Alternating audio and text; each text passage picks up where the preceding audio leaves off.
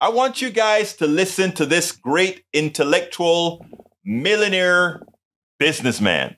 All right? I actually found that chart of yours somewhat comforting for at least America. When you take a look at the mortality risk, again, these are all projections. I don't put any stock in them whatsoever. In terms of excess deaths, a warming globe is actually beneficial. In my own state, your study shows that we'd have a reduction in mortality of somewhere between 54 and 56 people per, I guess it's 100,000. Why wouldn't we take comfort in that?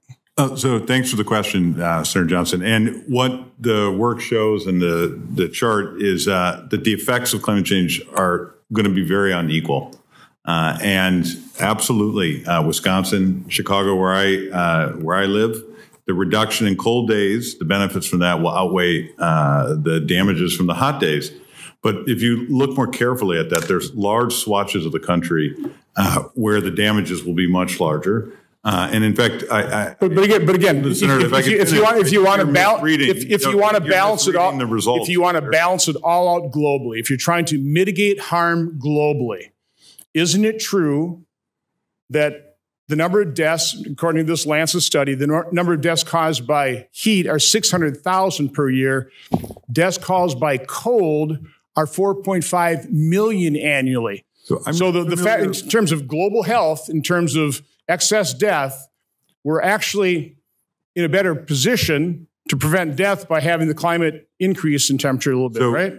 Senator, I'm not familiar with that study. What I am familiar with is my study.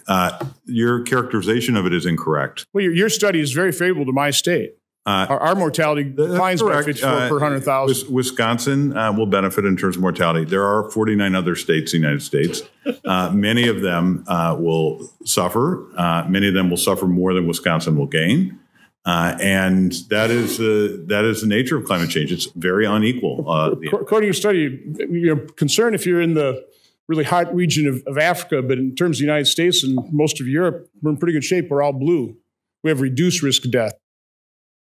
I want you guys to understand something. This guy's serious, first of all. The senator is serious. But here's the thing. And this is what I talk about when you have a simplistic mindset. Look, the average American person, they are not writing policy. They are not creating things that we elect leaders to do the heavy lift, right?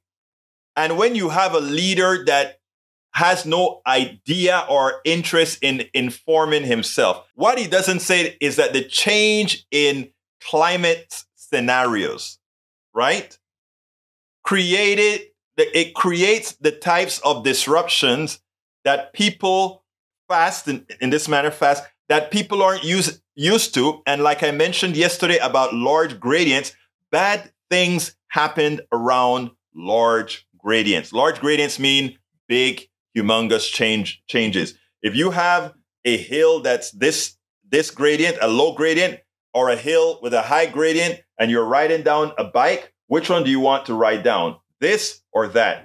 This one has a high gradient, high risk of falls, of destruction. Same thing with if you have a big bend or a small bend. I mean, in engineering, we learn it as we always try to avoid large gradients, except where we want large gradients, okay? Meaning when we want to destroy something, we want to effect large gradients. You want to have a large gradient when you're smashing a piece of concrete and you want it to be blasted off. But you don't want a large gradient when you want the building to stay standing. Simple engineering principles, okay?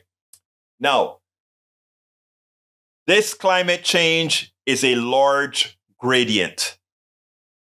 Ice falling into the water, raising sea levels. All these things are large gradients. That we have senators that will say these things and not understand, first of all, how it sounds to the other 49 states, some of which will have damaging effects from the change in climate. But worse, for what's occurring for the islands that when the water levels raise, they will disappear. Yet we have a country who doesn't want to take in other people. So you take a look at it, and the countries that are throwing the carbon into the air, throwing the methane into the air. Those countries, right? The ones that cause global warming. Now some of them say, oh, well, we'll benefit from the warmer weather. We'll have a longer growing season, etc. But the people that didn't do anything at all, burn up on the equator, in Panama, Colombia, Ecuador, the temperature changes there. In Baru, in Panama, where used to be good temperatures going to change. All of them going to suffer. We spend a lot of time deconstructing the news, trying to parse it into a form that everybody can understand. We try to find those little nitpicks where it flies above the fray, etc. If you really like these videos that we do, I want to ask a big favor. Please go ahead, number 1, subscribe to our channel, and number 2, please join if you can. Thank you so kindly for watching. Keep watching. Please remember to share. We must populate the entire internet with our progressive message, a message that we know is what most Americans say that they want. So help us, please join.